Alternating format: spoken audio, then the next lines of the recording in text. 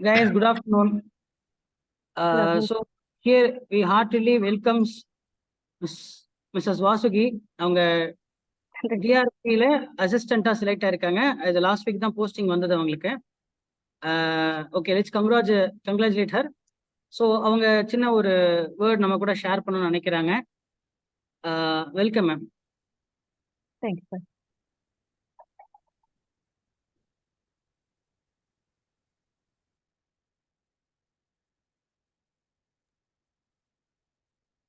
Congratulation. Okay Wasiq ma'am, நீங்க thanks start பண்ணிக்கலாம். Hello friends, எல்லாருக்குமே மாலை வணக்கம். என்னோட பேர் வாசுகி. நான் எம்எஸ்சி ஃபிசிக்ஸ் முடிச்சிருக்கேன். இன்னைக்கு நான் எப்படி என் லைஃப்ல சக்ஸஸ் ஸ்டோரின்னு நான் அச்சீவ் பண்ணியிருக்கேன், எப்படி இந்த போஸ்டிங்லாம் வந்தேன் அப்படிங்கிறத பற்றி உங்களோட ஷேர் பண்ணிக்கிறதுல ரொம்ப மகிழ்ச்சியா இருக்கேன். அப்புறம் என்ன உங்களை எனக்கும் அறிமுகப்படுத்திய நம்ம என்டிசி நாமக்கல் டிஎன்பிசி சென்டருக்கு ரொம்ப நன்றி. இப்போ நம்ம என்டிசி நாமக்கல் டிஎன்பிசி சென்டர் மூலியமா தான் நான் இன்னைக்கு இந்த ஒரு அரசாங்க அதிகாரியா உயர்ந்திருக்கிறேன். அதுல இன்னும் மிக்க மகிழ்ச்சியா இருக்கு.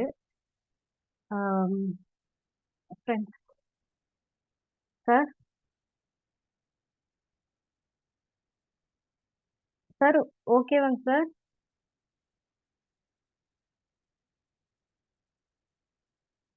கண்டினியூ பண்ணுங்க மேம். கண்டினியூ. ஓகே சார், எனக்கு எந்த ஒரு பிக்சர் இமேஜ் தெரியலைங்க சார், அதனால கன்ஃபியூஸ் ஆயிடுச்சு. Okay sir. ஃப்ரெண்ட்ஸ், பார்த்தீங்கன்னா எனக்கு எக்ஸாம் வந்து டிஆர்பிக்கு எக்ஸாம்க்கு வந்து 11th மந்த்லேயே நோட்டிஃபிகேஷன் வந்துருச்சு. எனக்கு இருந்தது ரொம்ப ஷார்ட் டைம் தான், 1 மந்த் தான் எனக்கு கிடைச்சது. அதில் பார்த்தீங்கன்னா நிறைய ஃபெஸ்டிவல் டைமாக வர இருந்தது, சிஸ்டர் மேரேஜ், வீட்டில் நிறைய ஃபங்க்ஷன், இந்த மாதிரி சுச்சுவேஷனில் எனக்கு அதை எப்படி படிக்கிறதுங்கிறதே கொஞ்சம் சாத்தியமே இல்லாத மாதிரி தான் இருந்தது.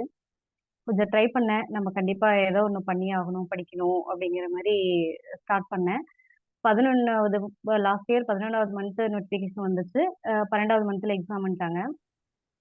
ஃபர்ஸ்ட் 1 வீக் நான் என்ன பண்ணேன்னா, ஃபர்ஸ்ட் வீக் ஃபுல்லாகவே டிஆர்பின்னா என்ன, அதுக்குள்ள என்னென்ன எக்ஸாம்ஸ் இருக்கு, எப்படிலாம் கொஸ்டின்ஸ் கேட்குறாங்க, அந்த மாதிரி ஒரு 10 டேஸா old previous year question paper எல்லாம் பார்க்க ஆரம்பிச்சேன். அதுலயே எனக்கு ஒரு கிளாரிஃபை பண்ணிக்கிட்டேன், ஓரளவுக்கு எந்த மாதிரி கொஸ்டின்ஸ் கேட்பாங்க, எந்த மாதிரி நம்ம படிக்கணும் அப்படிங்கிறது. அதுக்கப்புறம் பார்த்தீங்கன்னா புக்ஸ் எல்லாம் எடுத்து படிச்சு பார்த்தேன், என்னென்ன டாபிக்ல என்னென்ன ஓரியன்டா கேட்பாங்க அந்த மாதிரி. எனக்கு நிறைய ப்ரீவியஸ் இயர் கொஸ்டின் பேப்பர்ல நிறைய எனக்கு விஷயங்கள் கிடைச்சது.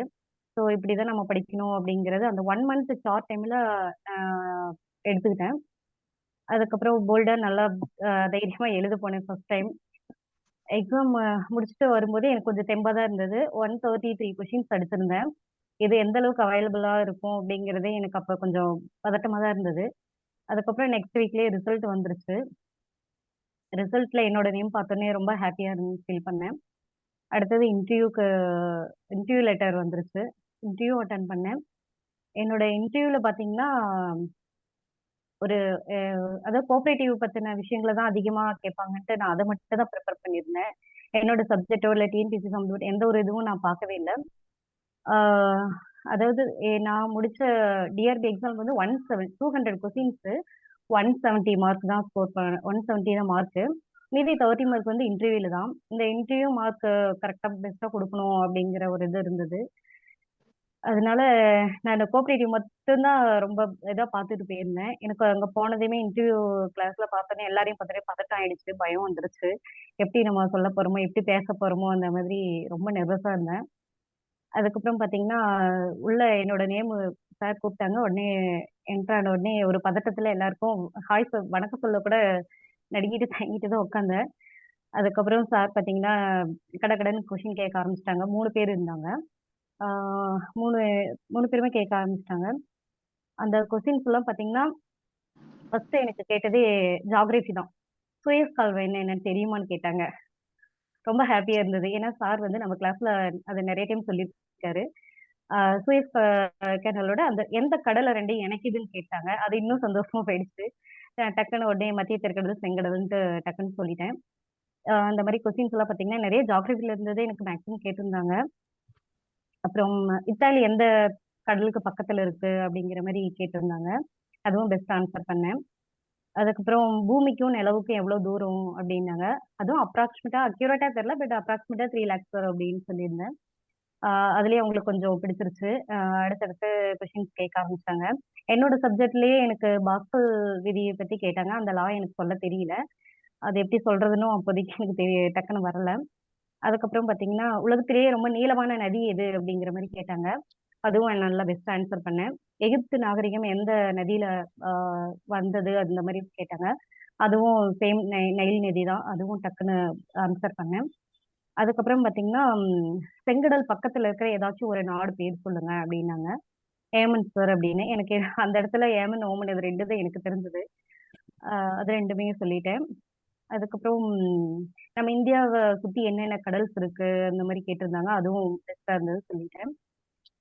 இந்த மாதிரி ஒவ்வொரு கொஸ்டின்ஸ் கேட்கும்போதெல்லாம் எனக்கு ரொம்ப ஹாப்பியா ஃபீல் பண்ணேன். அந்த இடத்துல ஒரு செகண்ட் வந்து நம்ம என்டிசி நாமக்கல் சென்டருக்கு ஒரு பெரிய தேங்க்ஸ் பண்ணிக்கிறேன். சார் நமக்கு வந்து விஷுவலா நிறைய விஷயங்கள் வந்து விஷுவலா காமிக்கும்போது அது நல்லா எனக்கு அப்சர்வ் பண்ணிக்கிட்டேன். அது இன்னுமே மைண்ட்ல நிறைய சார் சொன்ன விஷயங்கள் எல்லாம் ஞாபகம் இருக்கு.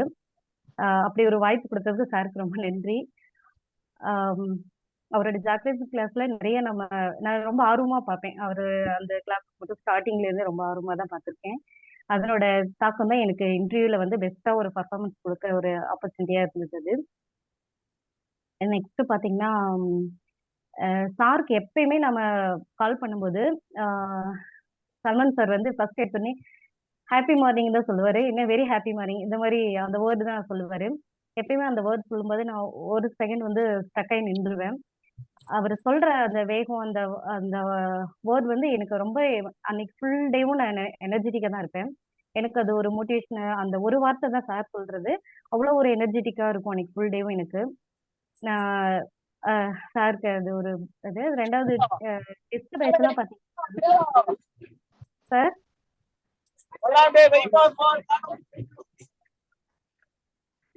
சார் நெக்ஸ்ட் பாத்தீங்கன்னா டெஸ்ட் பேட்ச் எல்லாம் நல்லா பண்ணிட்டு வர வாரம் டெஸ்ட். அந்த டெஸ்ட் எல்லாம் அட்டன் பண்ணதுல இன்னும் கொஞ்சம் எனக்கு ஹலோ டெஸ்ட் பேட்ச் எல்லாம் பண்ணுவோம். அதுவும் நல்ல ஹெல்ப்ஃபுல்லா இருந்தது. ஏதாவது டவுட்னாலும் சார் எப்ப கேட்டாலும் அதுவும் நமக்கு ஹெல்ப் என்ன ஏதுன்ட்டு தெளிவா சொல்றாப்படி. அதுக்கப்புறம் அதுக்கப்புறம் என்னோட ஸ்ட்ரகிள் இதுல இவ்வளவு என்னோட எப்படி நான் டிஎன்பிஎஸ்சி சென்டருக்குள்ள ஜாயின் பண்ணேன் அப்படின்னா, ஹஸ்பண்டுக்கு வந்து கால் ஃப்ராக்சர் ஆயிடுச்சு. குழந்தைக்கு வந்து ஹெல்த் இஷ்யூஸ்க்கு 3 இயர்ஸா இருந்தது. ஒரு கிரிட்டிக்கலான சுச்சுவேஷன்ல தான் நான் இருந்தேன். நான் மேக்ஸிமம் பாத்தீங்கன்னா எந்த சென்டருக்குமே போகல. வீட்ல இருந்தே தான் படிச்சுட்டு இருந்தேன். ஒர்க்கு இந்த மாதிரிலாம் நான் நிறைய எக்ஸாம்ஸ் எல்லாம் எழுதி வந்து விட்டுருக்கேன். பண்ணுவேன். நம்ம கிட்ட கிட்ட போறோம். ஆனா விலகி வந்துட்டே இருக்கும். இது எப்படி மறுபடியும் நம்ம போஸ்டிங் வாங்குறதுன்னு கொஞ்சம் பயத்திலேயே தான் இருப்பேன். அப்பதான் நெட்ல சர்ச் பண்ணேன். நமக்கு நாமக்கல்ல எது அவைலபிளா சென்டர் இருக்கு, எது பெஸ்ட்டா இருக்கு அப்படிங்கிற மாரி. அப்ப பார்க்கும்போது நம்ம என்டிசி நாமக்கல் டிஎன்பிஎஸ்சி சென்டர் எனக்கு பெஸ்ட்டா தோணுச்சு. உடனே அன்னைக்கே அப்ப பார்த்த அடுத்த 1 ஹவர்லயே சாருக்கு நான் கால் பண்ணிட்டேன். இந்த மாதிரி ஜாயின் பண்றேன் இப்படி என்னன்ட்டு விசாரிச்சு ரொம்ப அப்பலாம் பெரிய போராட்டம். ஹஸ்பண்ட பார்த்துக்க ஆள் இல்ல. தம்பி பார்த்துக்கவும் ஆள் இல்ல. நான் தான் எல்லாத்துலயுமே வீட மெயின்டெயின் பண்ணணும், குழந்தைங்க மெயின்டெயின் பண்ணணும், அவரையும் பார்த்துக்கணும். அந்த மாரி ஒரு போராட்டத்துல தான் இந்த கிளாஸ் ஒரு பதட்டத்திலேயே வந்து ஜாயின் பண்ணேன். அ பரவால்ல என்னால ஒரு 3 மந்த் கன்டினியூவா கரெக்ட்டா வர முடிஞ்சது.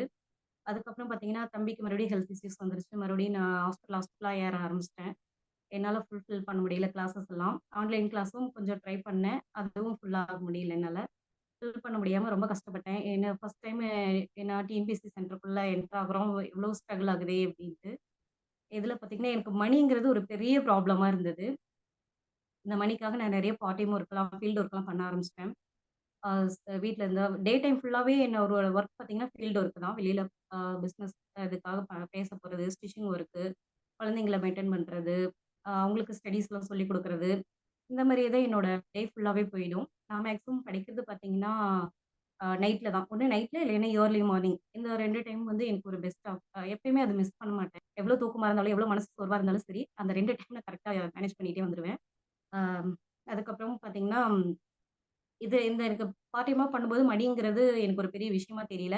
எப்படியாச்சும் நான் ஒரு ஜாப்குள்ள நான் என்டர் ஆகணும். எப்படியாவது ஒரு ஜாப வாங்கியே ஆகணும். நான் சார்ட்ட கூட லாஸ்ட் டைம் சொன்னது தான். ஏதோ ஒரு ஜாப் ஃபர்ஸ்ட்டு உள்ள என்டர் ஆகணும் அப்படிங்கிற மாரி தான் சொல்லிட்டு இருந்திருப்பேன். அதுக்கப்புறம் நான் என்னோட ஸ்ட்ரகிள் எல்லாத்தையும் தூக்கி போட்டுட்டு, நமக்குன்னு ஒரு வழி கண்டிப்பா கிடைக்கும். அப்படிங்கிறதுல உறுதியா இருந்தேன். ஆணித்தரமா இருந்தேன். ஆ என்னோட அந்த ஸ்டடீஸ் ரொட்டேஷன் எப்படி வந்துச்சு அப்படின்னா, எப்பயுமே 4:00 மார்னிங் எழுந்திரிச்சுருவேன். எழுந்திரிச்சுட்டு ஃப்ரெஷ் அப் ஆயிட்டு ஜஸ்ட் ஒரு 5 மினிட்ஸ் ஆர் 10 மினிட்ஸ்ல ஒரு சின்ன ஸ்மால் மெடிடேஷன். ஏன்னா நான் ஸ்டடீஸ்ல மட்டும் என்னோட கான்சன்ட்ரேஷன் இருக்கணுங்கிறதுக்காக ஒரு சின்ன மெடிடேஷன் பண்ணுவேன். இல்லைன்னா காட் ப்ரே பண்ணிக்குவேன். உடனே குழந்தைங்க எந்திரிக்கிற வரைக்குமே என்னோட ஸ்டடி வந்து கன்டின்யூ ஆயிட்டே தான் இருக்கும். குழந்தைங்க எந்திரிச்சு வர வரைக்கும் அத படிச்சத திருப்பி ரிவைஸ் பண்ணி பார்ப்பேன். சமையல் பண்ணும்போது, வீட்டு வேலை செய்யும்போதெல்லாம், நம்ம காலையில என்ன படிச்சோம் அப்படிங்கிறது அப்படியே எனக்குள்ள நான் சொல்லிட்டே இருப்பேன். குழந்தைங்ககிட்ட இத பத்தியெல்லாம் பேசுவேன். கிட்டத்தட்ட என்ன அந்த மாரிலாம் பண்ணும்போது, அம்மா பைத்தியம் ஆயிட்டாங்க, லூஸ் ஆயிட்டாங்க அப்படின்னு கூட கிண்டல் பண்ணுவாங்க. அத எதையும் கேர் பண்ணிக்கிறது இல்ல. ஆனாலும் நான் படிச்சத ஒன்ஸ் ஒன்ஸ் திருப்பி அந்த ஆ அந்த படிக்கிற அந்த கொஞ்சம் கொஞ்சம் டாபிக் நான் படிச்சிருந்தா கூட, அதுல தெளிவா இருக்கேனா அப்படிங்கிறது எனக்குள்ள திருப்பி திருப்பி ரிப்பீட் ஆகிட்டே இருக்கும். மறுபடியும் டே ஃபுல்லா எனக்கு ஒர்க்கிங்லேயே போயிரும். பார்ட் டைம் ஒர்க்கிங்லேயே. அதுக்கப்புறம் மறுபடியும் ஈவினிங் குழந்தைங்களோட ஸ்டடீஸு. நைட்ல ஒரு 9:00 அவங்களலாம் தூங்க வச்சுட்டு, மறுபடியும் ஒரு 1 ஹவர், 2 ஹவர் எனக்கு தூக்கம் வர வரைக்கும் ட்ரை பண்ணுவேன். தென் நெறைய டெஸ்ட் பேட்ச்லாம் பார்த்துருக்கேன். நெறைய டெஸ்ட் பேட்ச் ஆஃப்லைன்லலாம் பார்த்தீங்கன்னா கிடைக்கும். அந்த கொஸ்டின் பேப்பர்ஸ்லாம் ரீட் பண்ணுவேன். நெறையா ஆ நெறைய ஆப் இருக்கு நமக்கு டிஎன்பிஎஸ்சிக்குன்ட்டு. ப்ளஸ் எவ்வளோதான் நம்ம எடுத்து படிச்சாலுமே கூட நமக்கு ஒரு கைட்னஸ்ங்கிறது கண்டிப்பா வேணும். அது வந்து நம்ம நாமக்கல் டிஎன்பிஎஸ்சி சென்டர் மூலியமா கண்டிப்பா நமக்கு கிடைக்கும். எல்லாருக்குமே கிடைக்கும். ஆ அ எனக்கு இதுக்கு மேல என்ன சொல்றதுன்னு தெரியல. சாரோட கிளாஸஸ்லாம் நல்லா ஆ கவனிங்க, நல்லா பாருங்க. டெஸ்ட் சொன்னாலும் நல்லா அட்டெண்ட் பண்ணுங்க. சார் நல்லா டீச் பண்றாரு. உண்மையிலுமே அவரு ஃபர்ஸ்ட் டைம் நான் அவர பார்க்கும்போது 2019 அப்பயிலேருந்தே அவர் சொல்லிக் குடுக்குற விதம் எனக்கு ரொம்ப புடிச்சிருந்தது. ஆனா, இதே சென்டருக்குள்ள தான் நான் என்டர் ஆகும்னே எனக்கு தெரியவே இல்ல என்டர் ஆகும்போது. ரொம்ப தேங்க் யூ சார் உங்களுக்கு. நெறைய விஷயங்கள் எப்படி படிக்கணும், அதை எப்படிலாம் தெரிஞ்சுக்கணும், அந்த புரியாத வார்த்தைகள திரும்ப திரும்பி ரிப்பீட் பண்ணணும். அந்த புதுசா ஒரு வார்த்தை கேட்டா, அதை எப்படி நம்ம சொல்லி பழகணும் அப்படிங்கிற மாரிலாம் நெறையா எங்களுக்கு சொல்லிக் குடுத்துருக்கீங்க. ரொம்ப நன்றிங்க சார். எனக்கு ஃபர்ஸ்ட் டைம் அந்த ரிசல்ட் எக்ஸாம் ரிசல்ட் ஆகட்டும், அ என்னோட இன்டர்வியூ ரிசல்ட் ஆகட்டும், வந்தோனே போஸ்டிங் அப்பாயின்ட்மென்ட் ஆர்டர் வந்துருச்சு. வந்தோனே எனக்கு என்ன நம்ம ஜாப் வாங்கிட்டோமா? வாங்க போறோமா? நம்ம இந்த அளவுக்கு ஸ்கோர் பண்ணியிருக்கோமா? அப்படின்ட்டு ரொம்ப ஹேப்பியா இருந்தேன். ஃபர்ஸ்ட் டைம் போகும்போதெல்லாம் அழுதுட்டோம். சரி இதான் ஃபர்ஸ்ட்டு வாங்குன ஜாப்ன்னு சொல்லிட்டு எல்லாருக்குமே வீட்ல சந்தோஷமா இருக்கும். ப்ளஸ் நானும் அது அன்னைக்கெல்லாம் ரொம்ப அழுதுட்டேன். நம்ம இந்த அளவுக்கு எப்படி வந்தோம்னு தெரியல. ஆ ஆனா கோஆப்பரேட்டிவ் அப்படிங்கிறது சார்க்கு நான் இன்ஃபார்ம் பண்ணவே இல்ல. நான் அத முடிச்சிருக்கேங்கிறது அவருக்கு தெரியாது. இருந்தாலும் சைட் பை சைடா அதுக்கும் பார்த்துட்டு தான் இருந்தேன். எனக்கு நம்ம சென்டருக்கு வந்ததுனால தான் என்னால டிஎன்பிஎஸ்சி கொஸ்டின்ஸ் ஆகட்டும், மேத்ஸ் ஆகட்டும், மேத்ஸ்ல மேடம் அவங்கள இப்ப ரொம்ப தேங்க் பண்ணிக்கிறேன். அவங்களோட மேத்ஸ் கிளாஸ்லாம் ரொம்ப பெஸ்ட்டா இருந்தது. அது நான் எப்பயுமே மிஸ் பண்ணதில்ல. டெய்லி மேத்ஸ்க்கு கண்டிப்பா என்ன ஒரு 1 ஹவராவது டைம் ஸ்பெண்ட் பண்ணிருவேன். ஆ அதனால மேத்ஸ் எனக்கு ஈஸியா இருந்துச்சு அந்த கொஸ்டின்ஸ்ல. ரொம்ப பெஸ்ட்டா ஆ கொஸ்டின்ஸ்லாம் நல்லா ஈஸியா தான் இருந்தது. அதுக்கு நம்ம என்டிசி நாமக்கல் டிஎன்பிஎஸ்சி சென்டருக்கு ரொம்ப மறுபடியும் மறுபடியும் தேங்க் பண்ணிக்கிறேன். Sir. Okay ma'am. Thank you. Sir. Okay. பணியில கன்டின்யூ பண்ணுங்க. மாசம் சம்பளம் வாங்குங்க. கண்டிப்பாங்க சார். வாங்கிட்டு வாங்க அடுத்த பேட்ச் ஸ்டூடண்ட்டையும் பேசுவீங்களா? கண்டிப்பாங்க கேக்கு சார்.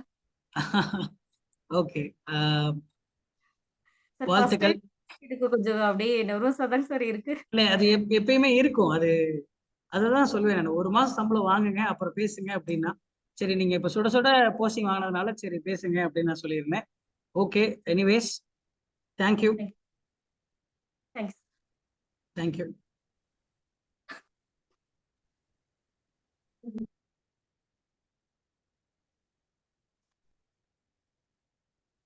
Okay guys. நெக்ஸ்ட் மீட்டிங்ல பார்க்கலாம். ஓகேங்க சார். ம்.